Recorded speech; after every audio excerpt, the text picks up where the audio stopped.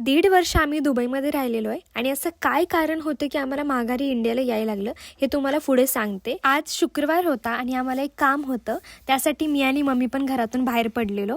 काम झाल्यानंतर म्हणले की शुक्रवारचा फ्रेश मासा पण आला असेल, मग ते सोबतच घेऊन जाऊयात। मार्केटला गेलो, फ्रेश मासा होता, मग घेतला आणि तिथून पुढे घरी आलो।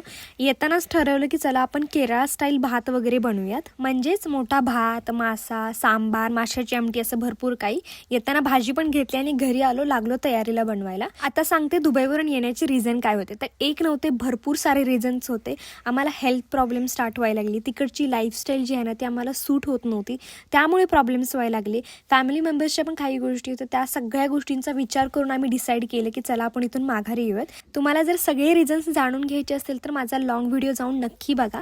काजल पुकळे ह्या माझ्या अकाउंटवरती पोस्ट आहे, बायोमध्ये लिंक पण देते अकाउंटची, नक्की जाऊन बघा। तर आज आम्ही बोंबील पण आणली होती, जी पहिल्यांदाच आम्ही टेस्ट करणार होतो। सगळ्या मासांना मसाला वगैरे पण लावून घेतलेला आहे, आता तळून झालेलं आहे आणि इथं आपलं जेवण पूर्णपणे रेडी झालेलं आहे। व्हिडिओ कसा वाटला मला हे नक्की सांगा। Okay, bye.